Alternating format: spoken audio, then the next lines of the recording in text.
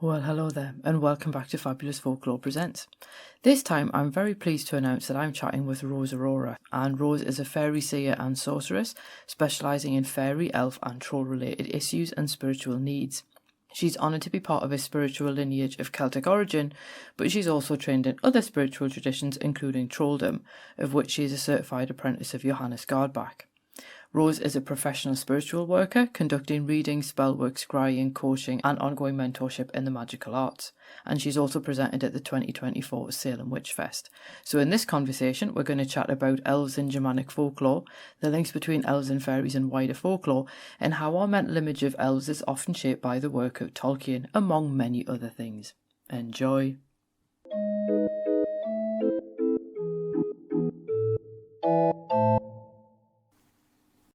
Hello and welcome to Fabulous Folklore. Hello, thank you for inviting me on.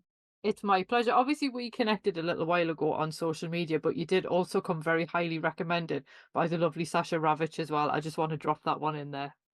Oh, that's awesome. Yeah, she actually did mention to me. It was funny because she mentioned to me that she had spoken to you, and it was like the day or maybe a couple days after you and I had already spoken to each other. And she was like, I recommended you to Icy. I was like, oh, that's awesome. But we already talked. Oh, it's lovely when that kind of thing happens. Obviously, you've just done a fabulous talk on all things kind of like elves and stuff at the Salem. Is it the Salem Witch Fest? It is called that, isn't it? Salem Witch Fest, That's yes. the one. And that kind of got me thinking about a lot of the things that I thought could be really cool for this audience as well, because obviously I talk about fairies a lot on this podcast, and obviously I've had the likes of Morgan Daimler on to talk about fairies, but I thought we've never really done a huge amount on elves. So, Mhm. is it possible to define an elf, or how would you describe one? Yeah, so a cursory definition of the elves would be a supernatural race of beings found within Germanic myth and folklore, especially within Scandinavia and Iceland, believed to have magical abilities and powers. The word elf most likely comes from the base alb, which by semantic connection most likely means whiteness. While somewhat enigmatic, the elves are undoubtedly a staple of Germanic myth. They appear in the Eddic poems, various sagas, and quite often within the oral and collected folklore of Germanic peoples. Um, Within Germanic sources, the elves are often paired with the gods or seer. These this elevated spiritual status shows us that they are considered to be on par with or close to being on par with the gods. In the Eddas, Snorri Sturluson separates the elves into three categories: light elves, dark elves, and black elves. Although outside of the Eddas, we don't really tend to see these distinctions much, at least not as hard categories that the elves are placed into. Um, the elves have many associations with various aspects of life, as well as the wider universe beyond our Earth, even. Fertility and sexuality is heavily associated with the elves, as well as music, singing, and dancing. Um, I would say that the domain elves are most associated with, however, is magic, which includes both the ability to miraculously heal as well as grievously harm. In general, elves are believed to resemble humans in most respects. However, they're often described as being the bearers of overwhelming beauty, as well as a quality of otherworldly luminosity. They're often compared to certain celestial bodies for how brilliantly beautiful and bright they can be. Um, Elves participate in many activities that humans do. Within the folklore, they eat, drink, play games, dance, get drunk, wrestle, and enjoy romance and sex. Elves are very much known for taking an interest in human beings, whether it's for friendship, business partnership, or romantic and sexual purposes. There's a long history of folklore as well as instances within the sagas where elves take human spouses or have sex with humans. They also purportedly do these things with other supernatural beings as well, including other elves, dwarves, giants, and even gods. In Norway, actually, on that note, in Norway, stories about women seduced by elven men often take place in high mountain meadows where cows are usually taken to graze. Just as well, many tales of men seduced by female elves or by Skolgra, which is a type of female forest spirit that is sometimes placed under the category of elves or hidden folk. Those stories usually take place in the woods. Um, I've been talking for a minute, so feel free to interrupt me. Well, I was just wondering because obviously you mentioned the Eddas a couple of times there. Would you say that Mhm. they're like the best, or are they the most accessible sort of historical source for finding information about the elves? I would say the best place to start is by reading the Eddas, definitely. Elves pop up a fair bit within the Eddas, such as in Lokasana, Voluspa, Gylfaginning, Volundarkvida, and more. From there, they do pop up in some of the sagas as well, such as Vidrik's Saga and Cormac's Saga. From there, one should branch out into Germanic folklore. And there's a few books I can recommend that are also excellent sources. One is Elves in Anglo-Saxon England by Alaric Hall. Another is The Hidden History of Elves and Dwarves by Claude Lecatou. And Elves, Wights, and Trolls by Kveldolf Gundarsson. For things such as remedies and magical workings against elf-induced afflictions, then I would suggest my mentor's book, Trolldom, Spells and Methods of the Norse Folk Magic Tradition, which is by Johannes Gårdbäck. Oh, it's quite funny. I love the idea of there being like this range of books about them. So it's kind of both like how to find out more Mhm. about them, but then also how to keep them at bay as well. Yeah, exactly. I think, and that's definitely something that is a bit of a focus in Trolldom. Is not just keeping them away or dealing with the afflictions, but also there are some spells, for example, in my mentor's book, where you actually work kind of alongside the elves or ask them for help and things like that. At Salem Witch Fest, I was actually just talking about how there are these rocks that have human-made cut marks in them. So these little hollows in the rocks, and they're called elven mills. And it's a place where people go to perform trolldom or appeal to the elves, things like that. They put offerings and things like that. So elves are definitely, known to, as I mentioned, harm or heal. They're able to do both. So people kind of, work with the situation at hand, so to speak. Yeah. It was quite funny as well when you mentioned about some of the things that like elves get up to and you mentioned wrestling and like my brain immediately is trying to picture like Kate Blanchett as Galadriel wrestling. And I'm like, I don't know if that's the kind of mental image that's necessarily helpful or not. Um I love that. so and obviously that with any mention of elves I think does bring us to Tolkien. So do you think our mental image of elves has been influenced by him, or I suppose more so maybe the adaptations of his work, obviously the likes of Peter Jackson's films and so on? Is that fair, or should we be looking at them in a completely different way, do you think?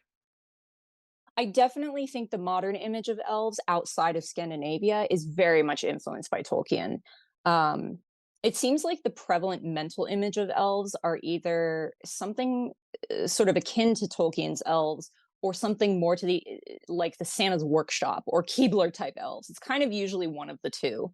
Um, what's interesting about Tolkien's elves is that Professor Tolkien was heavily influenced and inspired by Germanic myth, especially when it came to the elves and dwarves of the world of Middle Earth. Um, the elven qualities of ancient wisdom, incredible beauty, and great skill in magic and craftsmanship are very much inspired by the elves of Norse myth. The somewhat prominent element of androgyny is also one that comes from the myths, mainly with the male elves, as they are often thought and even described as having a somewhat feminine beauty. Another very interesting aspect of Tolkien's elves that was inspired by Germanic myth is the idea that elves are stellar or celestial. In Germanic lore, Alfheimr, the land or home of the elves, is generally considered a celestial place. It's positioned near the realm of the gods and above Midgard, which is the middle world or the human world. Paired with the frequent comparison of elven beings and their dwelling place to celestial bodies, shows us that the elves, or at the very least some of them, are considered to be celestial slash stellar beings. The light elves, so those that reside in Alfheimr, according to the Eddas, are actually described as fairer than the sun. Tolkien ran with these notions, naming the elves the Eldar, which means people of the stars. Tolkien's elves heavily venerate the stellar bodies, and their main sort of demigod is actually the Queen of the Stars. Um, One of the main pop culture images of elves is that they have pointy ears, and Tolkien is definitely at least partially to blame for that. The elves really aren't described as having particularly shaped ears in the Eddas or in most of the folklore, but they are explicitly described as having pointed or leaf-shaped ears by Professor Tolkien. So, and of course, pretty much all the offshoots in modern fantasy, such as Dungeons and Dragons, Warcraft, etc., were all directly influenced and inspired by Tolkien. The pointed ears is also a motif we see in artwork when it comes to fairies, especially more in the Victorian and Edwardian times, and that was definitely an influence there as well. That's just given me a whole new way to look at Spock in Star Trek as well. Yeah, actually, I didn't really think about that. Maybe Gene Roddenberry was after some Tolkien copying there or something.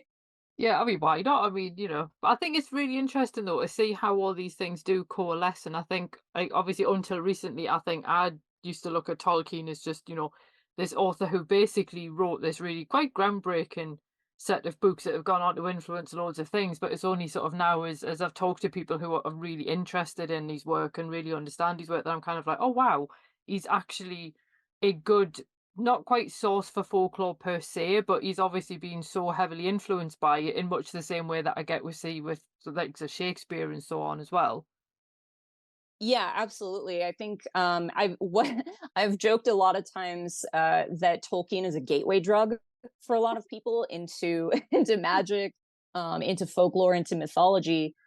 Which, I mean, you can't blame anybody. His works are amazing, and they really do bring together quite a lot of different sources too. Like obviously, he's very heavily influenced by the Norse material, but there's also a lot of the Anglo-Saxon stuff, Welsh. He obviously was very heavily into Arthurian myth too, so there's a lot of that in there and kind of influence of that. So yeah, I mean, it's definitely an awesome kind of gateway drug for people into a lot of different types of mythology and folklore. Yeah, and then in the middle of all of that, we've got Tom Bombadil. Yes. God knows what's going on with that guy, right? Oh, it was funny. I was talking to Amaya Roke the other day, and I was like, I really hope no one ever sends me on a quest because I'll get outside and be like, oh my God, why did I come out here again? What am I supposed to be doing? And it was like, oh Mm, wow, so out of all the Lord of the Rings crew, I would basically be Tom Bombadil. that's fair though. Like he's such a popular character. I also I like his wife. Who my friend actually was like, I remember one time my friend and I were kind of having like a little bit of an argument about some of the stuff in the Fellowship book, and I was saying like, well, hot take, but some of the Tom Bombadil stuff I feel like could be edited down a little bit. And he was like, well, what about his wife? She's basically a fairy. And I was like, okay, you got a point there. Yeah, I do wonder how Peter Jackson would have handled that if he'd included that whole I segment. know, I know that would have been really interesting to see, definitely. Yeah. Um, Slight change of topic because otherwise we can just riff on Tolkien all day. I know. One, one of the things you mentioned in your talk at Salem was, and I was fascinated by this, was the idea of some of the elves, not all of them, but some of them being Christian and actually going to church. Is that Mhm. likely to be an addition by someone like Snorri Sturluson, or is that something that appears in other work as well? So while some elves definitely do detest or are offended by Christianity, according to some of the folklore, some of them are Christians themselves and even have their own churches where they attend elf services. As I mentioned in my Salem talk, in one Icelandic tale, two elven women actually bring a little human boy to stay with them so he can receive his religious education and be confirmed at their church. And it's understood, kind of within the context of this tale that they are Lutheran. Mm. So the boy's family is later invited to his confirmation ceremony with the elves. And his sisters note that while they can't understand the language spoken by the elf congregation, they do hear the name of Jesus spoken throughout the ceremony. Um, Definitely, there are some elements of the elves in the Eddas that seem to be, kind of Snorri's, he was a monk. So, he's kind of going to be looking at things through his lens of his religious views, right? So some of the stuff, like for example, the categorization of elves as like light elves, dark elves, black elves, with the idea that the light elves are kind of a little more angelic in a way, whereas the dark elves or the black elves are a little more spicy, perhaps a little more underground, things like that. Some people kind of point to that and say, well, that seems to be more him being colored by his religious perspectives, which is totally fair. Um, However, on the other hand, something that is interesting to note is that in the skaldic poem Oster Foravisser, a man named Sigvater is turned away from staying at a homestead due to what is called the Alphablot being observed. The Alphablot was essentially an event of sacrifice to the elves, generally performed around the time of year or a little before in which Yule falls. In the account, the woman of the house mentions that allowing Sigvater into the home during the Alphablot events could offend Odin because Sigvater is a Christian.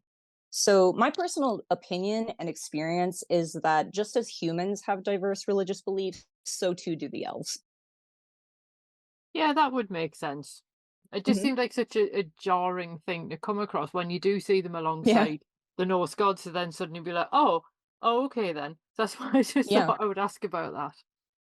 Yeah, I mean it's interesting too because like if you take a look at some of the Celtic fairy folklore too, a lot of times there is this idea that fairies are offended by Christianity or they don't want to hear the names of God or Christ and things like that. But then you also see folklore in which a human is asked to attend a fairy baby's baptism, or something similar in that nature, or that the fairies are observing certain um holidays like Christmas and things like that. So it is kind of something where, because fairies and elves and sort of their equivalent beings, I guess, in different cultures is sort of a pan cultural thing, just by different names and things like that. It is something you kind of see is that religious diversity, I guess. Yeah, that's true. Because I suppose if you look at things like the red caps and the borders, I mean, you can basically chase them away by making the sign of the cross or quoting scripture at them. So it Yeah. seems really interesting that on one hand you've got like I guess that's one branch of the family who have absolutely Hmm. nothing to do with this kind of thing, and then obviously other groups I guess would have a different belief system in the same way that we do. Yeah, exactly. Just trying to wonder which part of the family tree I would have that would have red caps in it. Or the equivalent You of. probably don't want to know, you know. Yeah, oh yeah, they're an interesting lot.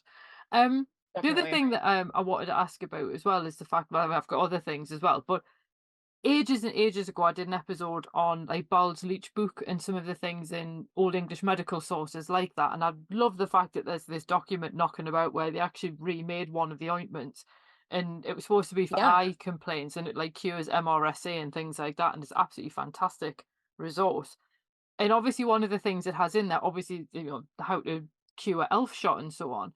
And I never really kind of understood why it was that elves would just be randomly firing elf shot at humans anyway. So was it particularly random? And does the folklore tell us like why they're essentially attacking humans, or is there no kind of rhyme or reason to it? I would say the general consensus for why elves harm humans, including shooting elf shot at them, is usually either one of two reasons. One, for revenge or justice against a perceived transgression the human has committed against the elves, or two, for entertainment. There are various reasons why a human might piss off an elf, ranging from trespassing in an area that is considered to be theirs, urinating on the ground in an area that is inhabited by elves, being outright rude or obnoxious, tampering with or destroying a tree or a boulder that is important to the elves, refusing an invitation to dance with the elves, etc. There's actually one, I believe it's a Danish story, in which a man is invited by an elf woman to dance with her and her sisters. He refuses, and she just outright stabs him. Wow. She just shanks his ass. So they're they can be a little bit fickle sometimes. They can be a little difficult to predict their behavior. So and the second reason, entertainment, some supernatural beings, including the elves, just think it's fun to mess with people or harm them for fun, unfortunately for humans. I suppose you get people like that though, don't you? So it's hardly surprising that you would also Yes. get elves like that. Absolutely. Yeah. I mean, there's definitely a lot of people out there who just like to kind of mess with people for fun. Definitely. I know it's interesting when I was talking to Mara Starling, because I know in her work she talks about Welsh fairies a lot. And there's Mhm. sometimes a sense in some of those stories that the fairy can sometimes actually, try and fulfill your request or think that they're helping because it makes perfect sense to them. But because they have a different, I guess, way of rationalizing things, or perhaps what's logical to them might not be logical to us, and vice versa, that what they think is helping is actually like the complete opposite. Do you see this with the Germanic elves as well?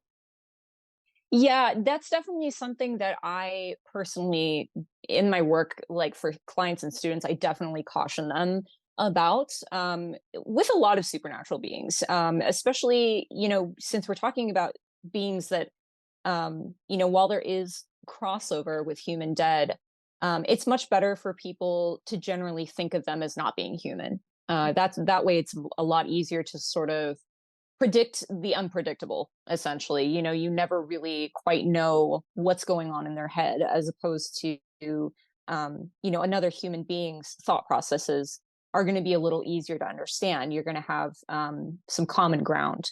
So that's definitely something I caution people about when it comes to elves, fairies, trolls, things like that. It's exactly as you said. Their sort of viewpoint is going to be different. Their morals are different. They do have morals, but it's usually a little bit different than human societies. So you can't really expect them to have the same sort of thought process as we do.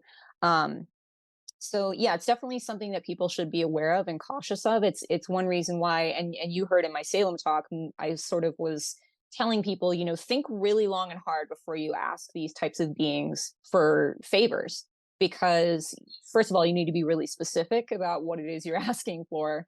You need to be specific and careful about how you repay them, because they will expect that you repay them. Reciprocity is definitely a thing with the Germanic elves, not just with the Celtic fairies. So it's definitely something people really need to be aware of and cautious of, especially if they're actually interacting with these beings. Yeah. And obviously we've mentioned both fairies and elves sort of Mhm. almost like in the same breath, but yet at the same time I think there is a probably more of a tendency for people to focus on fairies, so or at least to maybe see elves as like a grouping within the wider sort of Mhm. category of fairy, I guess it would be. So why is it that elves get so much less attention than fairies when people are discussing folklore? Or do you think it depends on just the type of folklore that people are discussing? For a few reasons, I think I definitely think there is more focus on fairies than elves. One reason being when it comes to the Norse myths, I think people tend to focus more on the gods, the Aesir. Um, in a lot of the kind of modern heathenry and esotru type of movements, there tends to be more focus on the divine as opposed to some of the quote unquote everyday or slightly more accessible spirits, such as like elves and trolls. I think another reason the fairies are more focused upon is because of the Victorian and Edwardian eras. Again, it was during those eras, especially when we see the fairies become more diminished in size and power, and the prevalent image of a small being with wings is more popularized.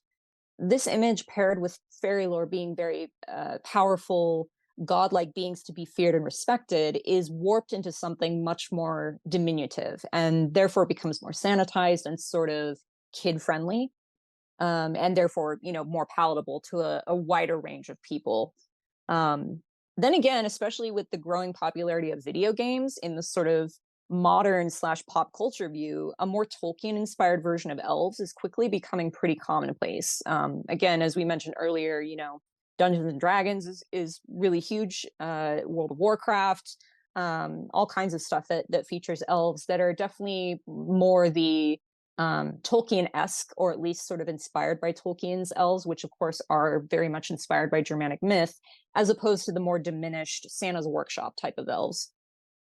Yeah, that's true. Because, like, as much as I don't really publicize the fact, but I play World of Warcraft, and my main character is a night elf druid, and he's huge, sort of compared Yeah, to like even the human characters. So you look at him and go, yeah.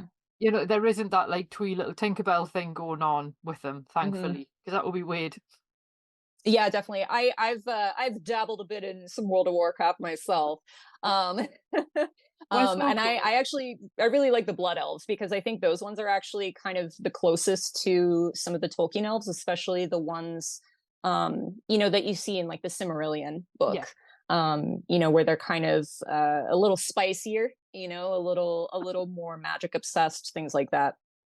Yeah, yeah, I see what you mean. Because yeah, when you look at like even the origin story of the blood elves and so on, like they're not pleasant at all. Yeah, Yeah, that's a good way of looking at it, I suppose. And I think the yeah. other thing that I remember you mentioning in your talk as well is the fact that you get a lot of link between like elves and mounds and things. And obviously, I've just done last month like the episode on barrows and mounds and the link with fairies. And obviously, I know there's a lot of the discussion around this with Irish lore in particular. Mhm. So, do you think that that might be another way that we can see links between elves and fairies, or is it more just a point of coincidence? No, there definitely is a connection there.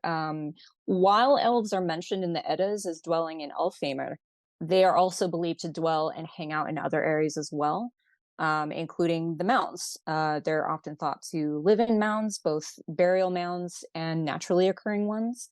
Um, Due to the elven activity and sometimes dwelling place of Ulfar within and around burial mounds, there is a heavy association of elves with human dead. However, I think it is important to emphasize that, again, not all of the mounds and places within Midgard associated with elves are places of the dead. I mention this because there is a really common misconception that all elves are just human dead. And while there are cases of humans being assimilated or kidnapped by the Alfar into their world, it would be incredibly reductive to say that all elves were once human. Other natural features of the landscape that can be dwelling places of elves include trees, hills, rocks, bodies of water. In many Icelandic folktales, the hidden people will emerge from boulders, as these large rocks are often either their homes or gateways into other worlds in which the elves reside. On the subject of mounds in particular, there's actually a Danish story involving elf mounds that I can relay here. In the story, a peasant man who lost his wife is passing near an elf mound one night. There, he saw his wife dancing with a group of other people. The man calls out to his wife, and because he called her by name, she was compelled to leave the dance and follow him back home. But the peasant man's life with his bride was never the same, for the woman wept constantly in their kitchen for the rest of her days. So, as you can see, mounds are places that are associated in Denmark with the elves and sort of their dancing activities there, which can include humans that they've sort of either kidnapped, or it sounds like in this case with this woman in particular, she wanted to be there and she wasn't particularly happy to be leaving.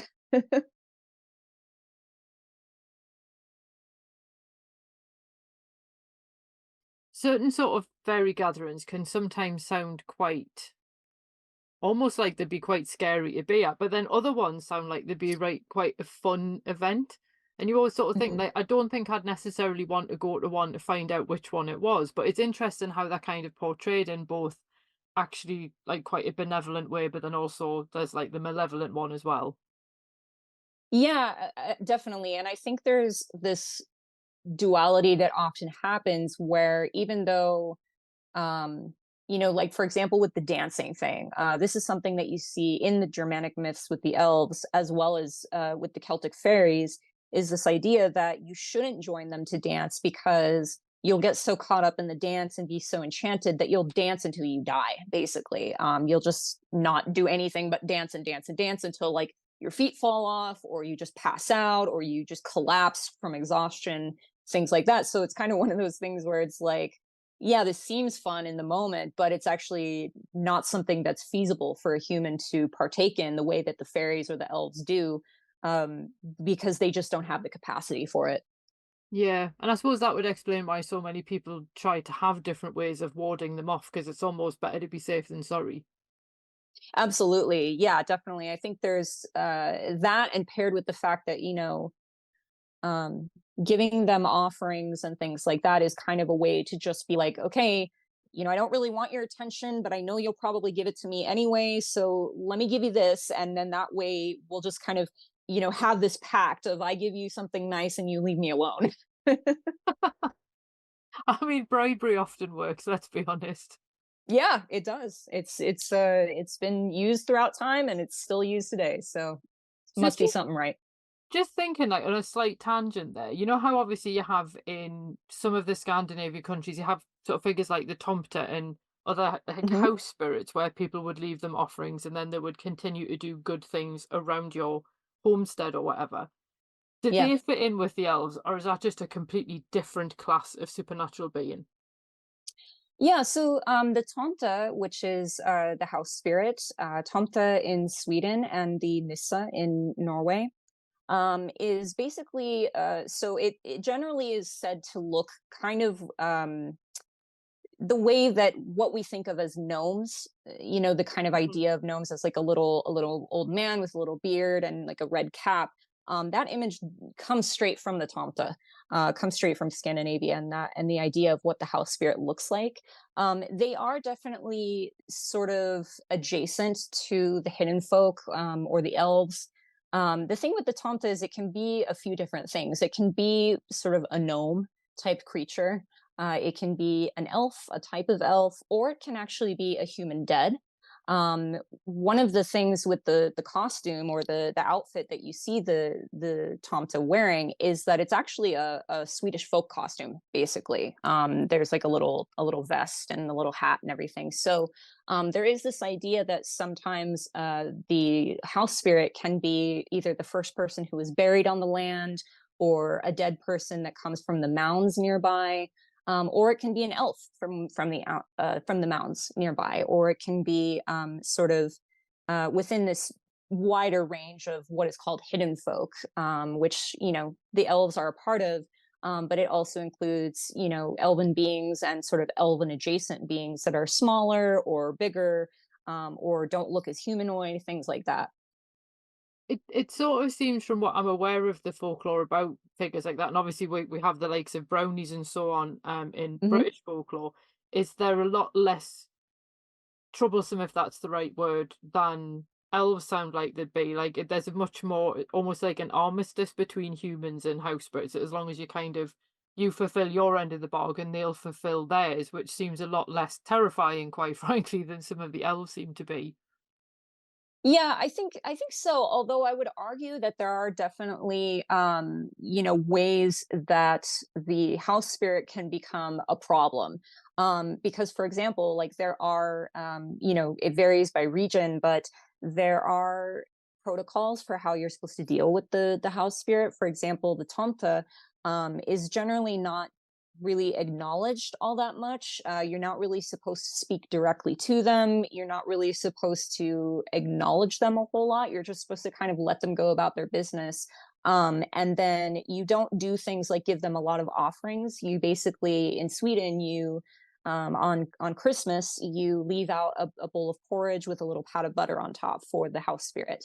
And that's the only payment, quote unquote, that they get throughout the year. Um, there's You're also not really supposed to give them clothes, which is I know is something that's kind of common through a lot Mm. of European house spirit stuff. um but yeah, and I mean, if you're like some of the common practices, if you want something for the home, you're not really supposed to directly ask them. You're kind of supposed to be a little roundabout about it. Oh wow, my broom is falling apart. It should sure would be nice if I had a new broom, you know you're supposed to kind of be a little subtle about it. Although we could argue that's not very subtle, but you're supposed to not directly ask. You're kind of supposed to just state out loud things that you need for the home or things that are required, and sort of assume that the house spirit will hear it and be like, oh yeah, they're right, we do need a new broom.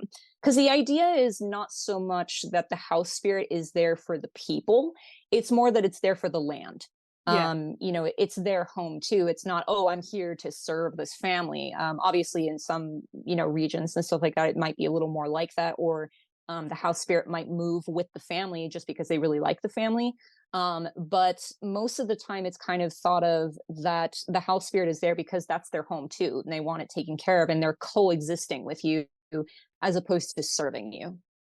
I quite like that. It sounds a bit more collaborative because there's a brownie Yeah. story I came across in the UK where a brownie was so attached to one member of the family that I think it actually went to fetch the midwife when she went into labour. And I quite like Oh the yeah, fact I've heard of that. Yeah, and I love the fact that there can be that almost sense of everybody kind of working together for the good of the household rather than it sort of being what it kind of classically sounds like. If I always joke, like, why would you tidy your house if someone's going to do it for you? Which is Hmm. horribly exploitative. But it is Yeah. that sort of sense of working with them rather than kind of telling them what to do. Yeah, I agree. And I think that's a good I think that's a good attitude to have towards most spirits in general, obviously, but definitely when it comes to the elves, they're not there to serve humans. Yeah. That is not the right attitude to have when approaching them. It's like I talked about in my Salem presentation. If people want to interact with these beings and they want to reach out to them, it's not usually advised. But if you're really adamant about doing it, come at it from the idea or the attitude that you're going to make some friends. You're gonna meet some cool new people, new types of people, so to speak. You're not out there trying to find a familiar. You're not out there trying to find a servant. You're there to make some friends, make some connections, hopefully. Yeah, that sounds very different from certain areas of the occult where people are like commanding spirits to do their bidding and stuff. And Oh I'm like, yeah. have you tried just asking them nicely? Yeah, exactly. And that, I mean, there definitely, there are, when you look at the fairy material, there is these grimoires and things like that where people are out here trying to command and enslave quote unquote fairies. I don't recommend those kind of things to people. I advise against them, honestly. I think it's just asking for trouble. I think it's a great way to get your ass handed to you. Yeah, and imagine trying to explain how that came about to somebody else as well. Oh God. Yeah, that a little embarrassing to say the least. A little embarrassing. So can we talk about the Dwergar as well? Because we've got tales of Mhm. them on the Simonside Hills here in Northumberland, so obviously they're not really that far from me. And it's actually not that surprising either, considering obviously we've had both Saxons and Norse settlers in the area. So it kind of seems like it's not surprising to me that such tales would appear. The difference, however, is our variety quite like eating humans, and I don't know how Mhm. common that is. So do they appear like that in Germanic myth, or have they basically had a really bad kind of PR department working for them? I would be happy to talk about the Dvergar. But I'd like to add first, actually, that the elves in Scandinavia are actually also known to sometimes eat humans Oh, or okay. drink their blood. Ooh. Yeah, yes, blood sucking is definitely a thing you see within the Trolldom remedies, especially sort of the smaller hidden folks, the smaller elves are kind of known to suck blood from children, Ooh. unfortunately. So you see this a bit more in the folklore as opposed to like the Eddas, but it is something you see these trolldom remedies and protections for. So it is a thing. As to the Dvergar or the dwarves, they are another type of supernatural being within Germanic myth. They are sometimes lumped in with the elves categorically because in the Eddas, Snorri describes the so called black elves, and their descriptions basically sound like dwarves. Um, there are a couple different origin stories for how dwarves came into existence. According to Snorri, when Middle Earth was formed, the dwarves were made from the maggots crawling in the giant Ymir's corpse. In the poem Voluspa, on the other hand, the dwarves are actually shaped from blood and bone, most likely by Odin. In folk tradition, dwarves are often thought to appear as old, with long gray beards. They are thought to be of short stature and sometimes gnarled or deformed, but still very physically strong. It is interesting to note, however, that the small stature is not suggested by Old Norse sources and is in fact contradicted by some of the names of certain dwarves. On the subject of Tolkien, because I can't get away from him, uh, those who read the Norse myths and folklore will see that Professor Tolkien was once again heavily influenced by that material in creating his dwarves of Middle Earth. In fact, many of the names of Tolkien's dwarf characters are lifted directly from the myths, including Thorin, Dwalin, Nori, and Durin. Those are all names you find in the Norse myths. Um, while it is not my belief that dwarfs are simply a subcategory of elves, they do share some common characteristics. Dwarves can make themselves invisible whenever they choose to, and they possess magical powers, which can be utilized for both harmful and helpful means. One of the most well-known attributes of the dwarves is that they are thought to be master craftsmen and blacksmiths. They're thought to dwell underground or in stones, far from most humankind. They're a little more isolated. The dwarves are considered to be the keepers of all the wealth within the earth, and don't generally enjoy sharing such wealth with humans. And honestly, who can blame them? From their isolated dwellings, the dwarves craft weapons, jewelry, armor, and other sort of wondrous goods forged with enchantment. Like elves, dwarves also have sex and get married, and not just with each other. They are known for stealing human women away into their dwellings or worlds in order to marry them. There are also instances of dwarves having relations with giants, elves, and even gods, or the offspring of gods. In fact, in the poem Alvismal, the dwarf Alvis insists upon marrying Thor's daughter. Thor outsmarts the dwarf, whose name actually translates to mean all-wise, by getting him to answer questions about the various ways that humans, elves, dwarves, and Jotuns say different names for things in their respective languages. Not only does this poem show us that dwarves can be amorous and desire marriage, it shows us that various supernatural beings can and do have their own specific and separated languages as well. It also shows an interesting belief that some dwarves cannot abide the sun. Thor tricks all this into answering questions until dawn, whereupon the dwarf immediately turns to stone at the sun's first light. This aversion to the sun is a characteristic of certain troll stories as well, which we once again see Tolkien adapting into his fantasy world. Dwarves partake of other activities as well, though they may be lesser known. Some dwarf names in the myths indicate a strength for fighting, and in later Romantic era poetry, we see dwarves appearing as knights upon war horses, armed with enchanted weapons and magically reinforced armor. Just as elves and humans do, many humans, dwarves seem to enjoy music very much and can also be talented musicians. In Norwegian folklore, dwarves can often be heard playing their fiddles in cliffs, although unlike the elves, they are very seldom seen dancing. So maybe they're keeping their sweet moves to themselves. I don't know. It's funny because I remember when you sort of mentioning the Tolkien ones, I remember when Rings of Power came out and the dwarves were like the best characters, and I really wanted there to be like an offshoot series where like Elrond and Durin just bimbled around Middle Earth solving crimes, because I thought that Oh was such yeah. an excellent bromance. I was like, I want to Yeah, see more of that, thanks. Yeah, I know the dwarves. It's so funny because especially with Tolkien, I think people tend to concentrate on like the elves, or the human characters the most, or maybe even like Gandalf. The wizards are so dynamic, but the dwarves are so awesome. I remember my introduction to Tolkien was The Hobbit. When Yeah. I was a kid, I was given The Hobbit, and I just remember being so enamored with that world and just the story and the characters. And to this day, Thorin Oakenshield is one of my favorite Tolkien characters of all time. Yeah, I think the thing that always fascinated me about when they did the film is the fact that like Richard Armitage is like what 6'2" in real life, I and know.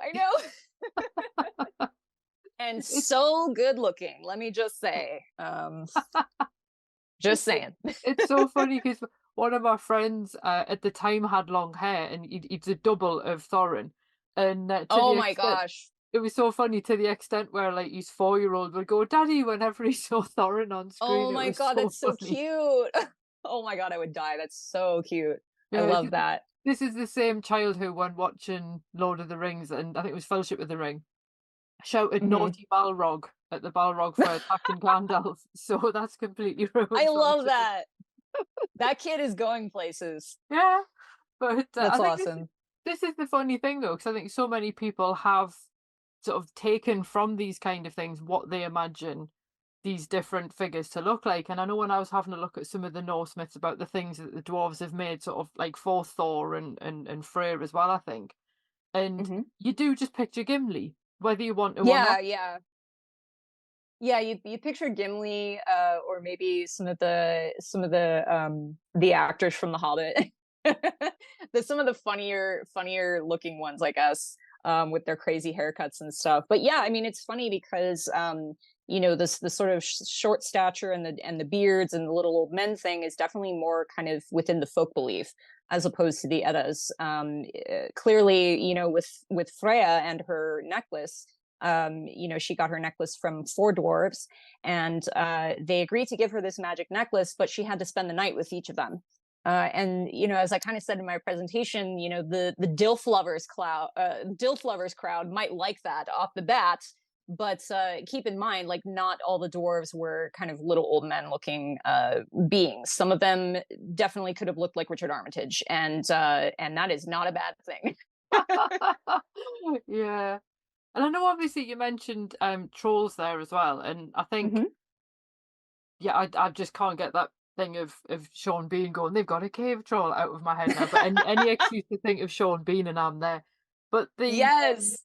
I should say he survives to the end of this podcast episode as well. The thing with trolls, I suppose, is you do kind of see them portrayed in different sort of ways. Where if you look at like the trolls in for example, I'm gonna just stick with Tolkien. I'm not gonna mention other franchises, but Tolkien, or to be fair, Discworld, they're sort of they are kind of portrayed as being a bit like lummoxy, and obviously in Discworld, like they're not massively bright. And I'm like, how on earth did they sort of end up getting associated with bridges and sitting Hmm. under them? Is that in the folklore, or is that just the names just being applied to something else? Yeah, so what's interesting about the word troll is that across Scandinavia, and obviously there are regional differences and variations on the word, while troll is a word that can refer to the type of supernatural being that most people are familiar with, it also just means magic. So, as folks have heard me mention here, the word trolldom essentially means the kingdom or domain of trolls, a type of magic and sorcery, but that is also sometimes utilized by or taught to humans by trolls. So when we're speaking of the species of being, a species of trolls, we're referring to another type of supernatural creature within Scandinavian and Icelandic folklore. Like elves and dwarves, trolls have their own cultures, their own sort of realms that they dwell in. However, they are also often found within the natural landscape of the human world. And there are locations within Scandinavia with place names that refer to trolls.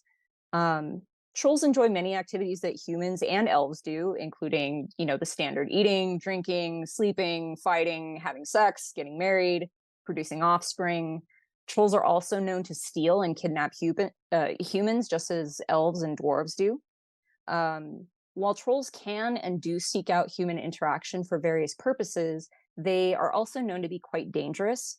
There's a lot of stories in which trolls are outright hostile to humans from the get go, which can culminate with trolls harming or even eating humans. So, once again, we're back at the, supernatural beings eating people. Yeah. Um, Trolls are also often known to especially detest Christianity in a lot of the folklore. You don't really see stories about trolls that are Christians as much the way you do with the elves, as we were discussing earlier. As I mentioned, trolls are often thought to be a part of the landscape. There's a lot of natural features or more rural areas associated with trolls within Scandinavia. However, trolls can also be found in areas that are more populated by humans. So, trolls can come in diverse shapes and sizes. There's a common misconception that all trolls are ugly, coarse, or deformed. But in fact, some trolls can look pretty much indistinguishable from humans. Some of them Wow. can be some of them can be quite handsome or average looking. And as mentioned, they do seek out human romantic partners and can produce offspring with humans.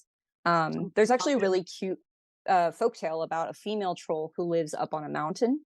Hmm. One day, a human man starts walking along her mountain's path, and the troll woman starts yelling obscenities at him. The man yells out to the troll woman, "May God bless you."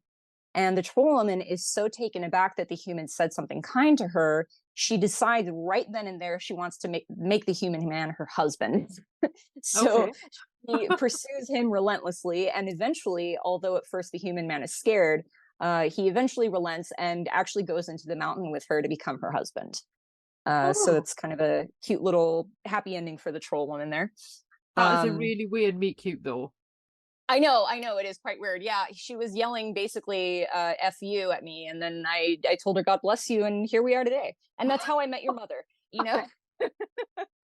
It's funny um, it's funny that you say that they can sometimes look like people though, because then that yeah. completely takes a whole new side of like trolls online. It's like, oh my god, what if they are literally Oh, I trolls? know. I'm actually not sure how that word became associated with like online trolls. That's actually, I guess that's something I need to educate myself on. Is like, where did the origin of that start? Like, did someone just randomly start using that word to mean online jerks, or how did that even come about? That I'm actually not sure about. Yeah, because that is a bit of an odd thing, and I guess in a way it kind of does make me feel a little bit like the whole sitting under a bridge and like attacking random goats and whatnot. I guess would sort of Yeah, fit, but then I don't know. Again, it just sort of almost seems like a little bit of a PR thing or a PR disaster for the trolls that they've then been associated with sort of mean people online. yeah, and actually, I forgot to answer that too.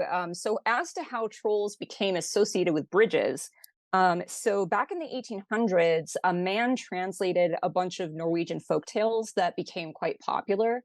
It was called Popular Tales from the North, and the book featured the story "The Three Billy Goats Gruff," which became obviously a very famous tale about three goats who each come upon a fierce troll when they go to cross a bridge. The goats outsmart the troll who is trying to eat them until eventually the third goat is big enough to actually eat the troll instead.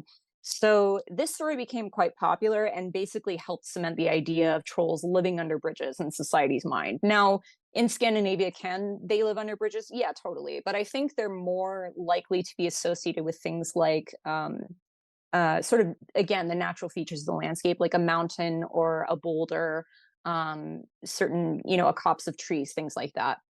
Yeah, that would make more sense. Oh, Yeah. I wondered where that link came from. Um, so where does your interest in elves and trolls sort of come from in the first place? And I guess how did you get into all of this? And also like how do you actually work with them? Because I know this is obviously part of your practice. Mhm. So so my main tradition is a fairy tradition. And that is something that I was basically born into. There's pretty much never been a time in my life when fairies and magic wasn't a part of my life. So there's that. And then I was drawn to Norse and Germanic practices quite a few years ago, initially because of the elves, as well as having some ancestral connections to those practices. My ancestry is part Norwegian. I already had experience there because of crossover training with my fairy tradition and interactions with beings I would class as Alfar or elves. And from there, I was brought to the gods as well as other spirits in Norse practice. Then I met my Trolldom teacher, Johannes Gårdbäck. He became my mentor in the Trolldom tradition, and I studied under him as an apprentice. Um, from there, the Trolldom training gave me even more knowledge and tools for working with those particular beings in the traditional context. I'm also just an enormous nerd for folklore and mythology, if you couldn't already tell. So over the years, I've also done as much research as possible on these subjects, as well as taking classes, studied with academics, things like that. Um, how do I work with them? There's definitely, within my fairy tradition, it's not just sort of a lineage of veneration of these beings, but actually also working alongside them, and seeing them as allies. And there is an emphasis within my tradition of, you know, sort of the cultivation of one's personal sorceress power as well. And so the elves and the fairies are allies in cultivating that power, in becoming essentially the most powerful, sorceress you can be, essentially. And so there is that sort of uh, kinship connection, that sort of friendship and partnership element that definitely comes into it. Does that sort of Oh, answer your question? yeah, I just think that I love the fact that it all again comes back to that idea of collaboration rather than like Yeah. commanding, because that just seems like Oh, that's yeah. going to open a box of frogs that you don't want to mess with.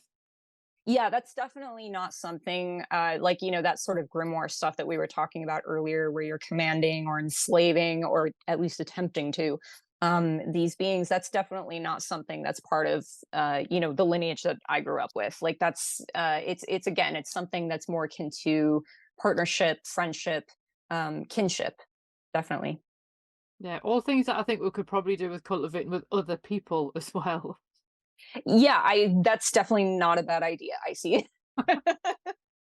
Oh, I love the fact I always manage to slip, like get a little bit almost like Sesame Street in there whenever I can. You gotta, it's like Tolkien. Like that's a thing too. And once again, we're back to Tolkien. But I just can't help myself. But that's kind of the thing I think why people connected so much with those stories and why they bring people to the myths is that there is that element of hope.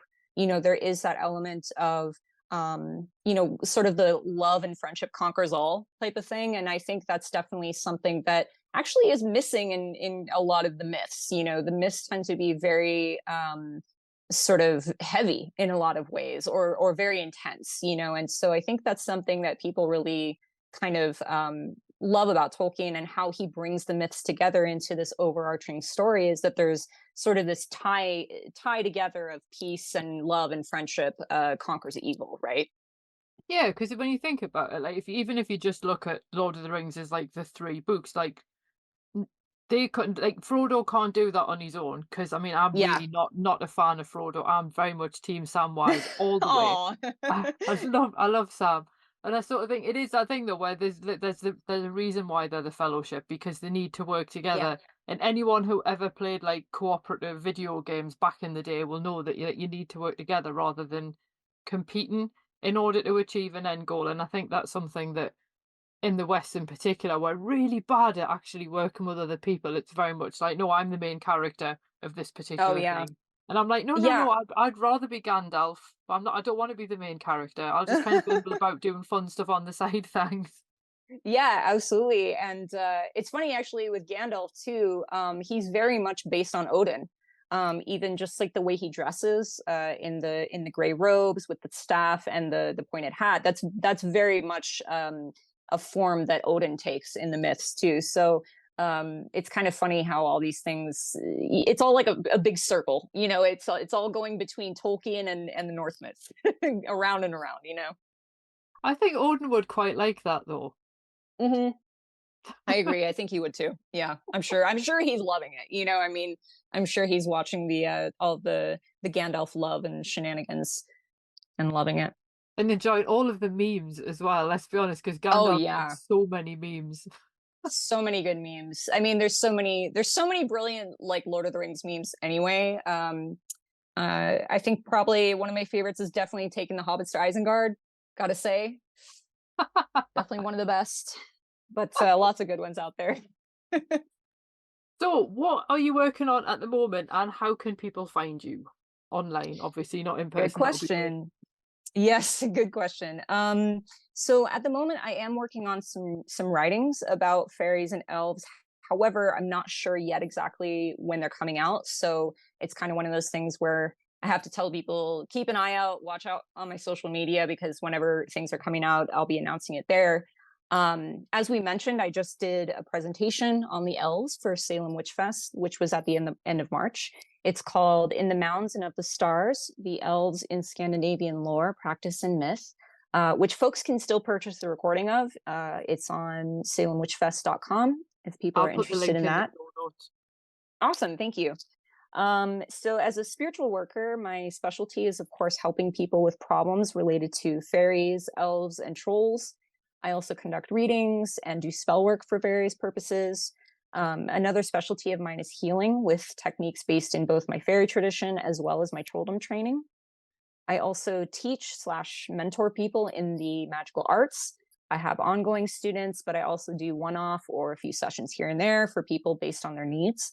Whether one wants to learn the basics of scrying and spirit communication or learn some trolldom or just kind of pop in once in a while to workshop various sort of subcategories of spiritual practice. Where people can find me, I have a website, which is roseauroras.com. There you can find info about me and my services. as well as get in touch via the contact form there.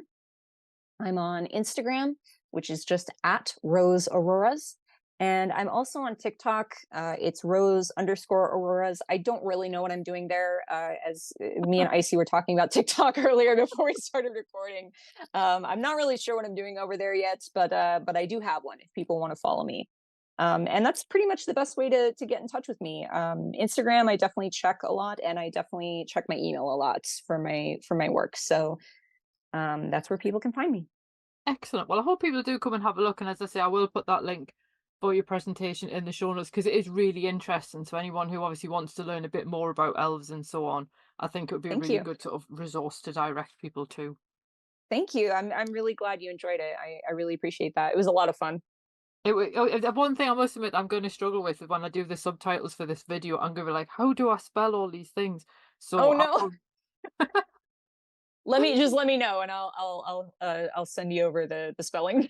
Awesome, thank you. Well, it's been absolutely lovely talking to you. Thank you so much, Icy. This was a lot of fun. I really enjoyed this. I don't get to talk as much in some of the other podcasts I've done, quite as much about the elves, and definitely not as much about the dwarves, which is really nice. So thank you so much for this opportunity. Thank you for inviting me, and let's chat again soon. Yeah, my absolute pleasure. Thank you. Well, thanks for listening, and I hope you enjoyed that episode. If you did, feel free to leave a review wherever you listen to podcasts because that helps other people find the show too. It also takes between 4 and 6 hours to research, write, record and edit these episodes, so if you want to help support my time in doing that, then you can buy me a coffee. Or you can join the Fabulous Folklore family on Patreon and enjoy extra benefits including exclusive episodes and articles and even illustrated talks. All the links you need are below, and thanks in advance.